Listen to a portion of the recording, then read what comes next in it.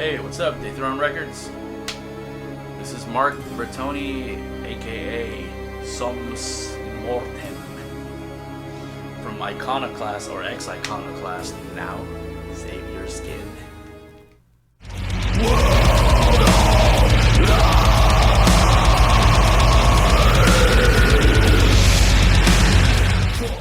Yeah, as for where I am right now, I am in my studio. This is my clean studio. This is where I do all the DI guitar work and the programming, the drums and stuff. This is called the Vatican III. Yeah, it's third version, I guess. Yeah, I am based in Houston, Texas. Been here since 1998. Yeah.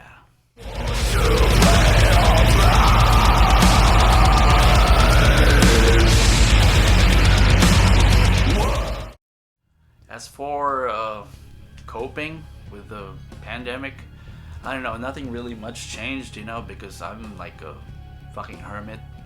I just like stay at home most of the time, just sit here, watch movies. I got a pretty good system. I watch movies a lot. Yeah, I just pretty much go to work and come back home, so nothing really changed. Except, you know, I wear a different mask now. Yeah, I don't know. But yeah, so a lot of videos, a lot of writing. I got a surplus of songs now, so yeah. So I mean, family is fine, you know, nobody's sick. I'm not sick, I haven't been sick, so that's good, I guess. You know, I've always been like antisocial. I mean, that sounds really lame, but you know,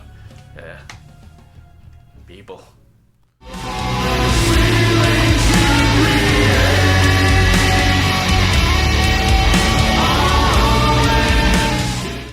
Alright, what have I been listening to lately? I don't like anything new. I'm sorry, I just have to be blunt. Like, any new band that I would like has like an old style, you know, or I'd listen to new albums of bands that I've been listening to like my whole adult life, I guess. I don't know, I can't stand any new metal. I can't stand the fucking new wave of, you know, trends, you know, the vaporwave, synthwave, whatever the fuck. Doom. Let's not even talk about Doom. I mean, Jesus Christ, it's just like where the fucking grungies from the 90s went. It's like 90s, like, you know, 90s grunge is considered Doom now. I don't know, fuck. I don't get it. I guess, you know, I guess I'm fucking old. I don't know. But, yeah, I don't really listen to anything new. I mean, anything that's influenced, like, after the late 90s, it's just, it all sounds like, you know, Pantera clones, or it's just a different school. You know, I mean, it can't help it. It's their age. You know, our school is mostly, it comes from 80s goth, 80s post-punk, you know, and thrash, and then the early death metal scene. And I don't really like black metal at all. I mean, unless of course they're friends of mine, you know, of course. Yeah, so any new bands, new school death metal, I don't know what the fuck happened. Like every death metal band now, it sounds like there's always blast beats, which back then is just your death metal. There's your grindcore, and there's your doom, your death doom, and now every death metal band like has to have a black metal influence, has to have blast beats, has to have like ridiculous chord changes, which, you know, some of those bands, some of them pull it off. Nah, I want to keep it simple, man. Keep it like, you know, old school. I don't know, that sounds really cliche, but it's the truth. I can't get into any. I guess I'm not a metalhead anymore. If, you know, I wouldn't say that really, but I just like everything that's older sounding, or, you know, or new albums from old bands. So yeah, nothing much has changed from my listening habits, like, since, you know, I was 16, 17. You know, same shit. Yeah. This video is sponsored by Stabbed by Lilith Piercing. Hurry, get your dream piercings and avail our promo. Get 3 piercings for the price of 999 pesos on 2 ear piercings and 1 face piercing of your choice. Our shop is located in Malanday, Marikina City near South Supermarket and Robinson's Supermarket. We are available for walk-in customers from 12 p.m. to 9 p.m. and home service as well. Check now our piercing rates.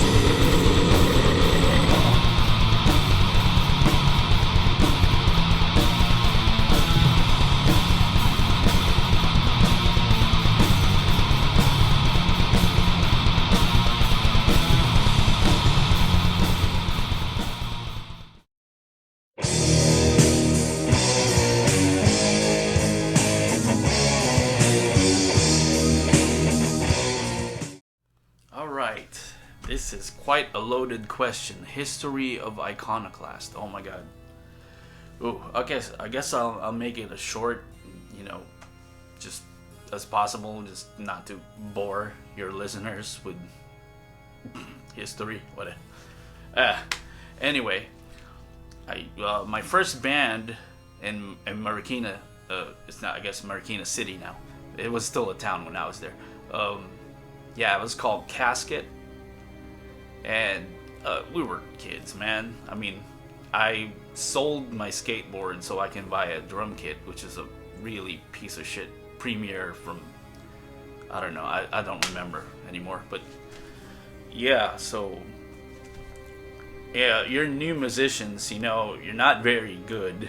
So we did like Venom and Misfits covers, you know. I think we did Venom's Warhead. Yeah, that was cool. But yeah, but you know, it was fun. It was fun to do. So from that, we had Leslie from Drooling Sputum. I think that's his last band. Yeah, he was on vocals, and Michael Jean from Death After Birth, he was on guitar, and I was playing drums. And this guy Carlo, he was on bass. He was also in the band. We were in a band called Political Chaos, but later on that. So after Casket, I moved to the U.S.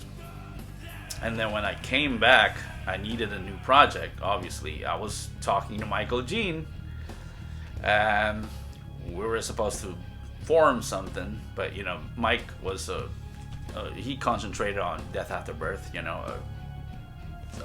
They were starting to get, you know, popular in the local scene, and so I started college, and I met Nolly Flores. There, he was the first member, I guess you can say that, of Iconoclast. Oh yeah, I forgot to mention when I got back from the U.S. the first time in 1992, I joined a band called Barang. Or Barang. Yeah, I can't pronounce it anymore. I'm sorry. Yeah, Barang, with Alex Dennis and Bong, rest in peace. That was fun.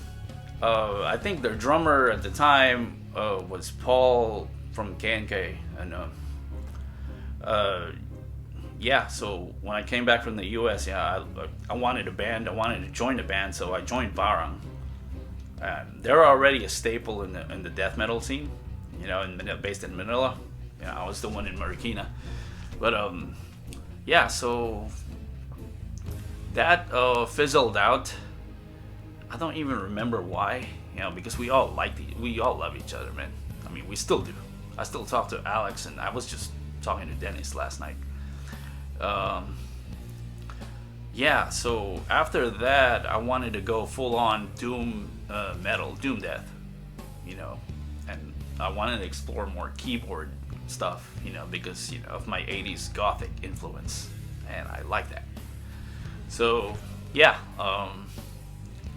so I formed Iconoclast. My first member was from Gods. I'm sorry if this is kind of like, you know, I'm just throwing shit out because I'm just doing this from memory, and I'm getting old, so. Yeah, so my first member was Nolly Flores. He was on bass. and we had my good skater friends at the time, Marion and Joel Pangan. They're you know, good friends of ours, and Joel is always game, man. He would like jump on guitar, and he was. So the first lineup was me on drums and vocals. Yeah, I wanted to, you know, do the lead vocals and stuff. He's a big fan of Autopsy, you know, Nocturnus. So, but yeah, so Joel and Nolly and I, we started jamming. We just, you know, made songs up, doomed it up, and you know, I still had blast beats. You know, I was, you know, at the time, you know, it's scary. We were scared to like just go full on doom because, you know, it bored people. Because the whole scene comes from punk and thrash, and everybody wanted to be fast. And so I wanted to go the opposite way. That was the whole point at first, you know, like shit, let's go the opposite extreme and just go slow and low. Old joke. Yeah, so where was I? Yeah, so we started jamming, and then Joel was with Scum. So Marvin, also from Death, ended up in Death After Birth. He was the second guitar player for Iconoclast, and because we were going to the same college, you know, and I knew him from the skater days. So yeah, I think I have old band photos. I think I have me, Nolly, and Marvin. I don't remember anymore, but yeah. So Marvin ended up joining Death After Birth full time, and I found Junie. Junie is a guy I know in high school, and he was already the guitar guy back then. You know, he's doing all the Guns N' Roses licks and shit. But yeah, he also went to the same college. So I'm like, okay, shit, we got to talking. And it was cool because, you know, he had a totally different influence. Like, we didn't like do the Black Sabbath thing until like later on. We were all death thrashers, you know what I mean, and punk. But Junie, he brought in the Black Sabbath thing, you know, the more melodic solos, like the solo in Nevermore. It kind of stood out because nobody was soloing like that. He belongs more in like a Skid Row type of band, you know, like a power ballad shit. So yeah, I like that a lot, you know. So he brought that to Iconoclast, and it was really good. It's like he basically laid the foundation of you know, like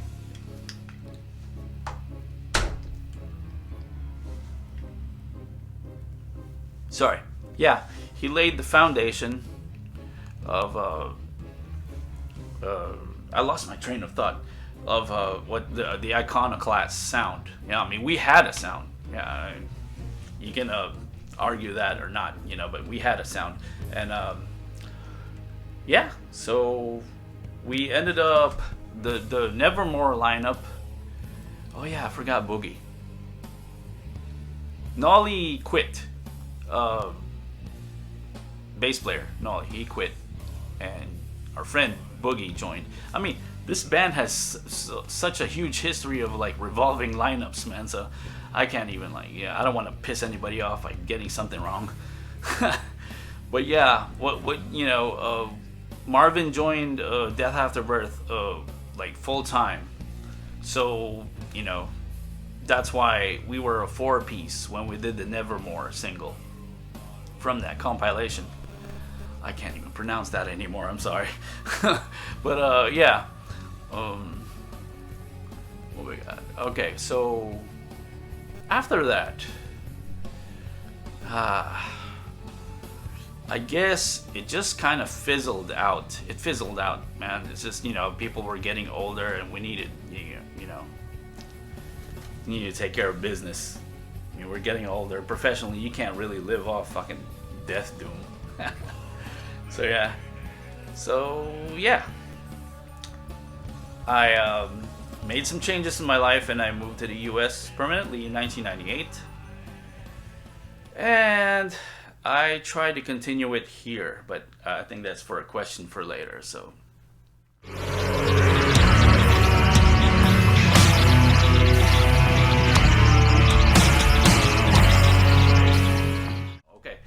first demo. Uh, Basically, that's really just the first 4 songs that we wrote. So we just, the recording, it was really, raw with, cheap microphones and boombox. It's old tech, old school, and that's how it went. So I don't really remember much. I just remember like it took us like a long time to write the first song, which is called Graven in Falseness, and that took a long time. So yeah, we just rehearsed, and then we laid it down. It's simple as that, We didn't have a real studio back then, it was just a garage with microphones, and it was great. It sounded great, it's raw as fuck and how it's meant to be, dirty.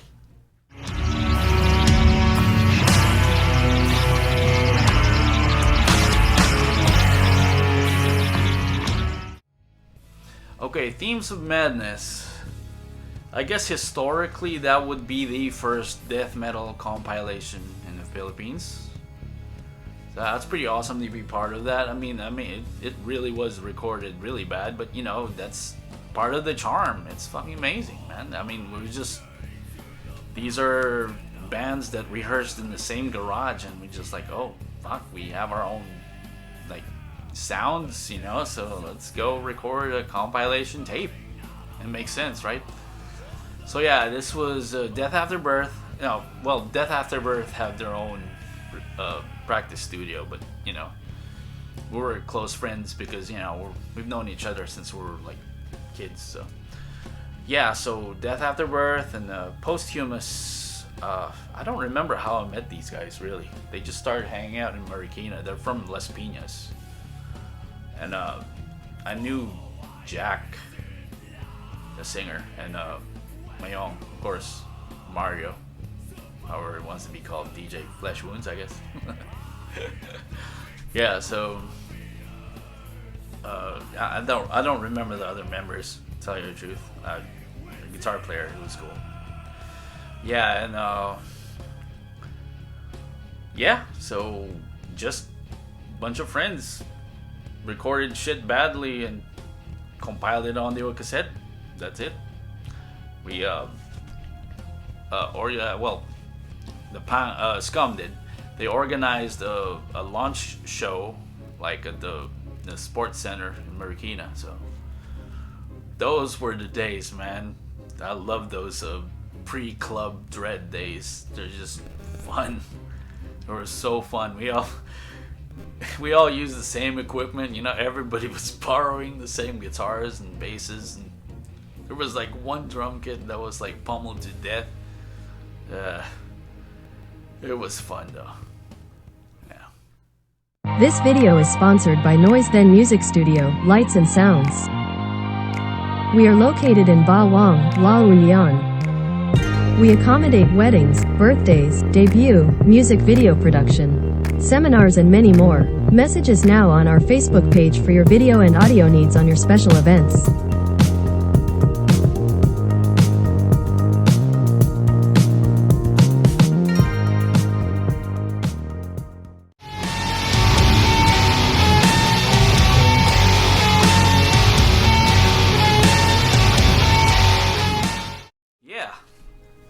I guess the challenge is just like, oh, by the way, when we came out as a death doom band, we were the only doom metal band. I don't know why you think there was a few doom metal bands. There was no other. There was no other doom metal band. There was slower death metal bands, but doom is a feeling. It's really, people think it's a tempo. It's actually a feeling. And thanks to our guitar player Junie, who wrote, was the main songwriter, he brought that Sabbath feel, and we were the only ones who were doing that back in the early 90s. So I'm sure it's pretty common now, but that's just history right there. I'm not, you can get pissed off or whatever, but we were the only ones doing that at the time. And it's the same, it's not that people didn't like it, it's just like everybody was like, nobody had the balls to play that slow. It's everybody thought, short attention spans, that's, I guess I don't want to belittle the punk scene, but that's what they brought, and thrash, you gotta be fast to be good. And I don't know what good means, really. I mean, so that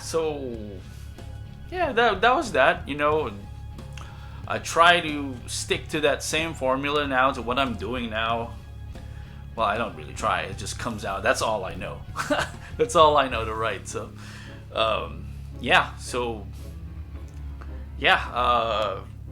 since what, 1990? I think I got into Doom like in 91, I think, or 92. But yeah, 93 was when Iconoclast was actually came to fruition, and that was cool that I was able to do that, with my musician friends. So that's that.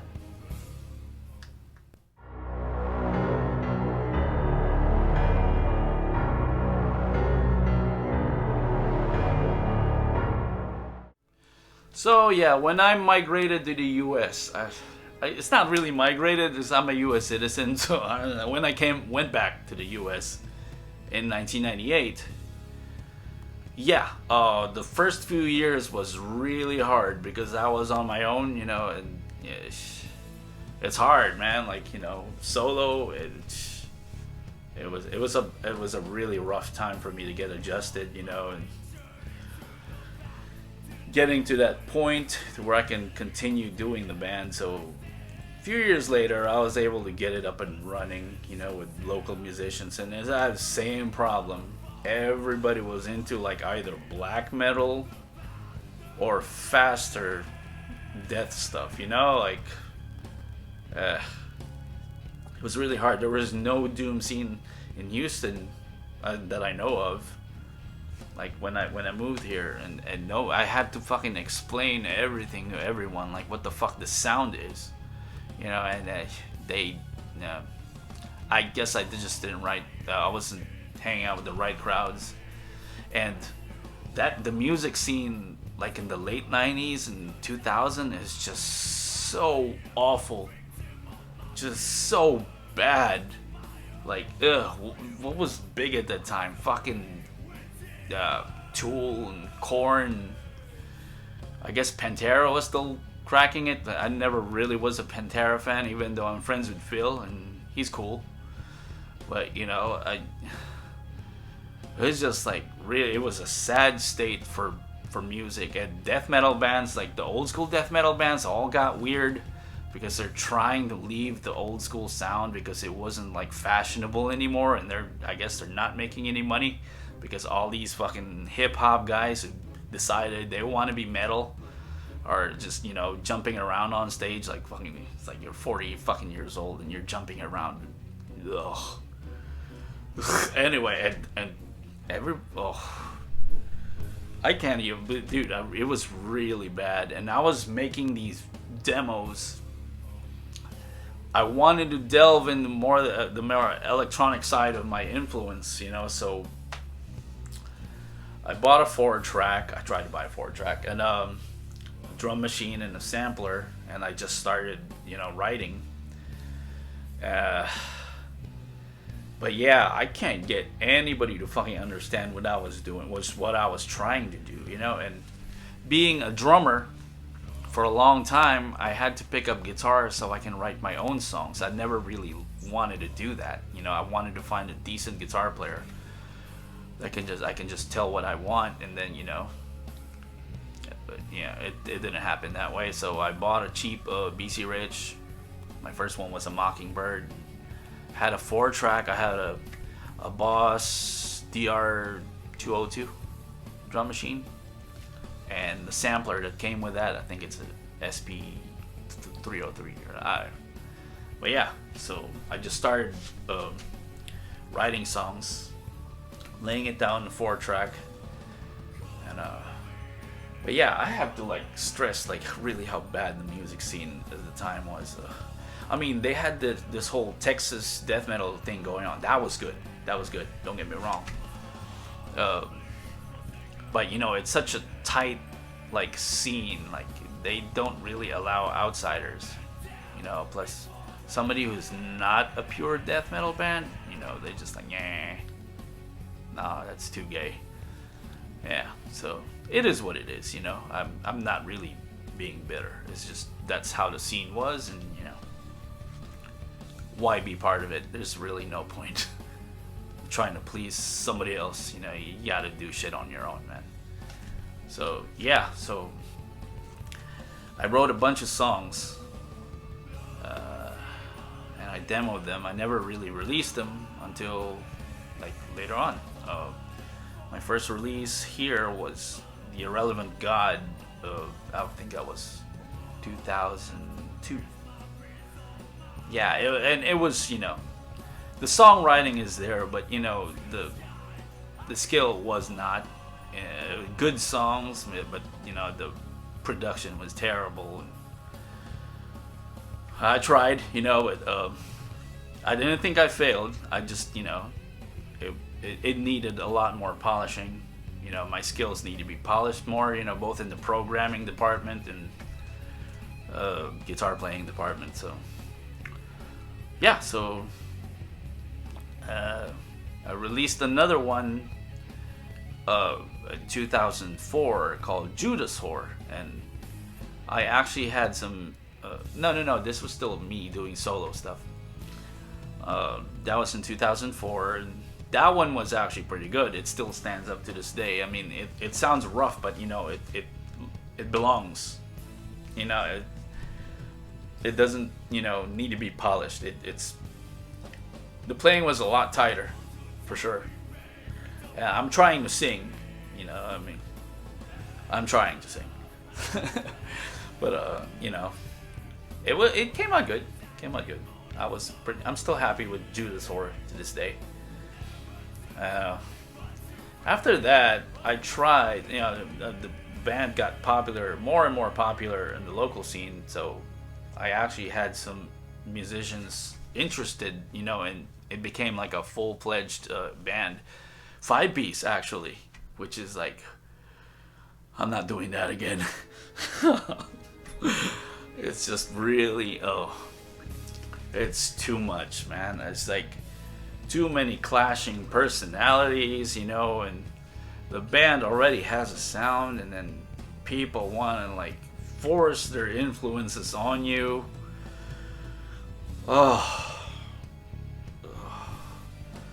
It was like really mind-numbing, fucking, you know, like chaotic, stressful.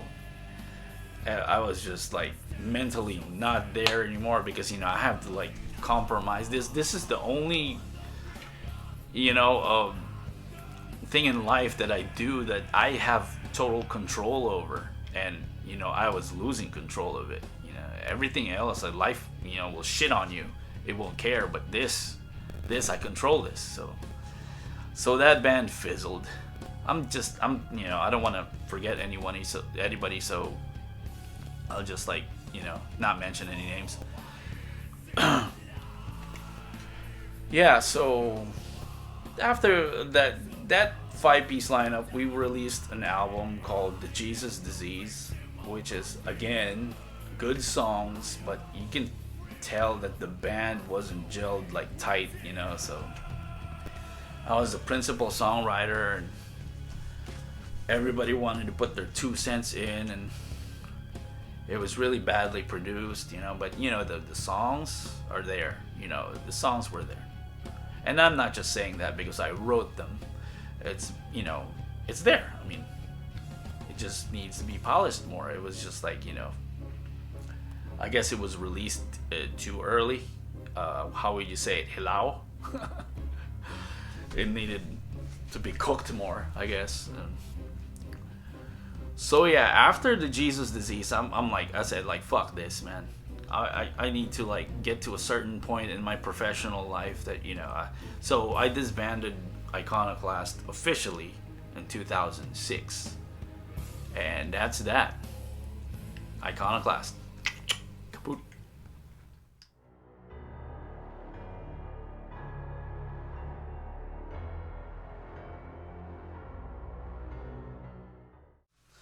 Alright, so Saviorskin. What is Saviorskin?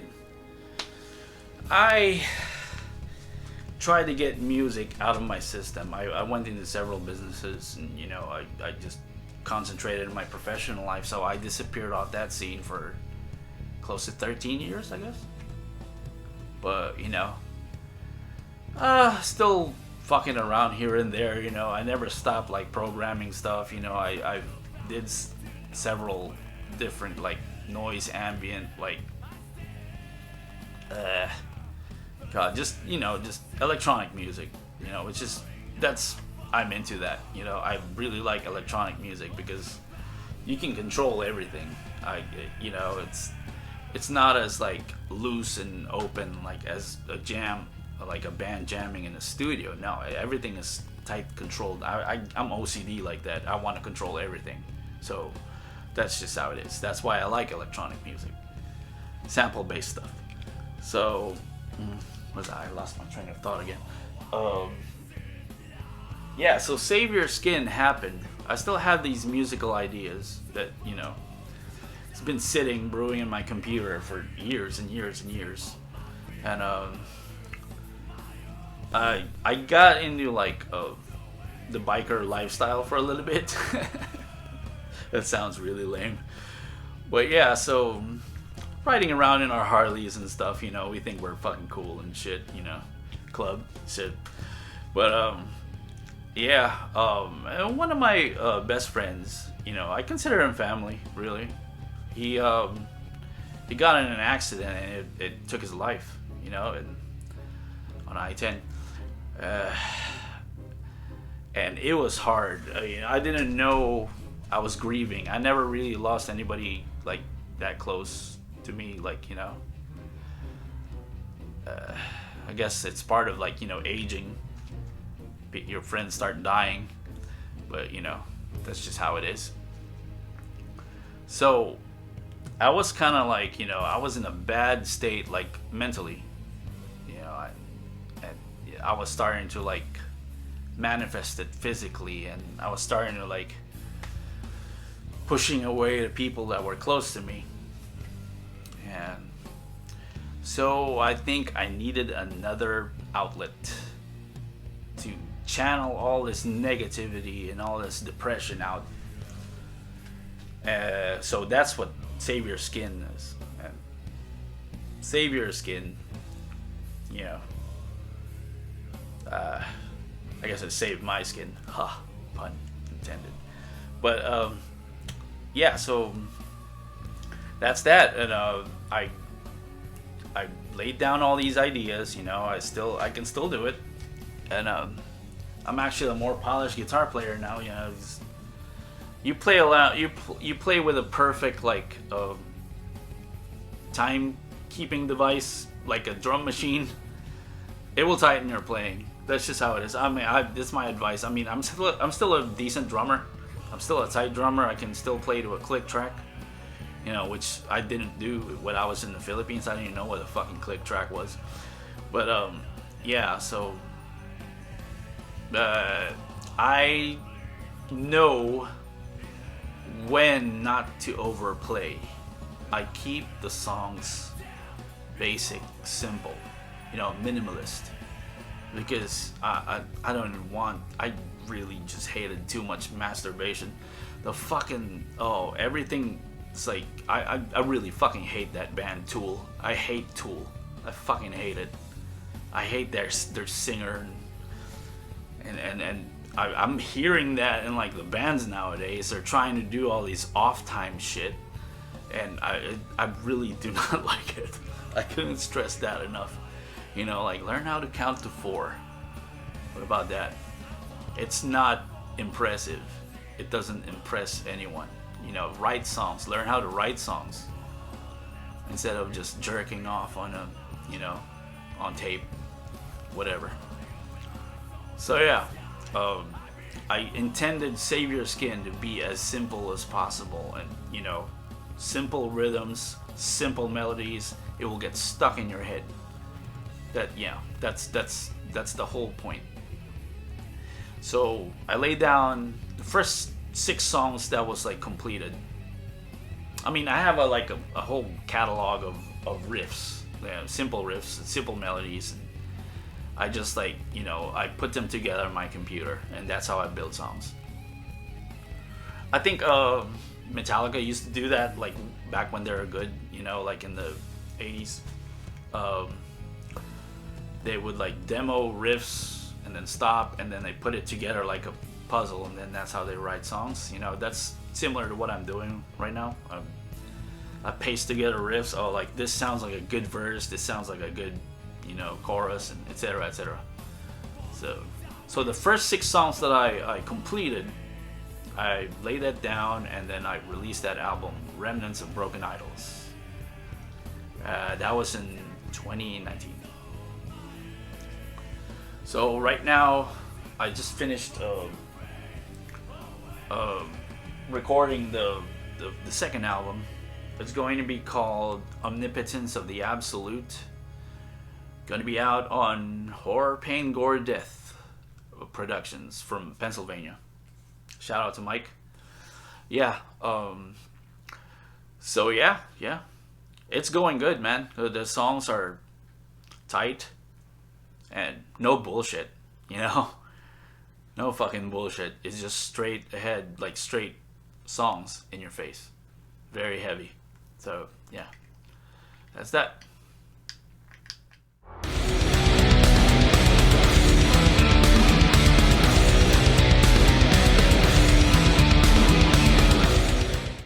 Lyrics.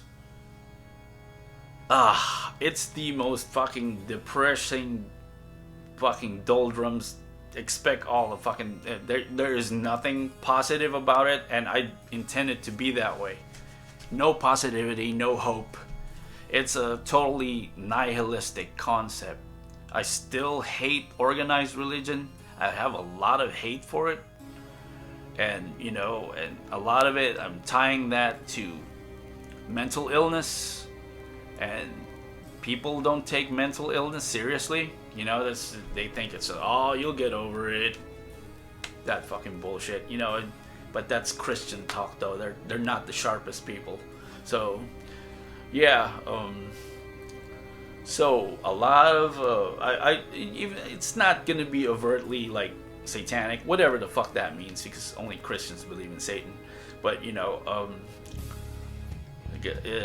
blasphemy is cool. It still makes me laugh, because it offends all these people, like treating like mythology like it's real, and then they use science to back up this fucking bullshit mythology. Come on, man. If you want to get good, you know, literature that will teach you about good and evil, I think Star Wars is much better. I mean, or I don't know. It's a really, you know, I despise religion, so. That's just how it is. It's just a hiding place for people who lack empathy. You know, narcissistic, fucking, you know, sociopaths, or fucked up people. Yeah. So you hear a lot of that in Saviorskin. Yeah. There's nothing much to say, I guess. I mean, it's pretty straightforward. Like I said, the songs are simple. Don't expect anything positive. I meant it to be that way. It's, you know, I made actually a lot of it. Actually, like, you know, I'm excited about. Like, people are thinking, wow, this shit gives me anxiety, man. Like, yeah, thank you. You know, it's kind of like, you know, orchestral, like in a horror movie soundtrack. It will make you feel uneasy, and which is how it is, because the world is not easy. That's, you know, I don't want to start sounding pretentious here, but yeah, it is what it is. Yeah. All right.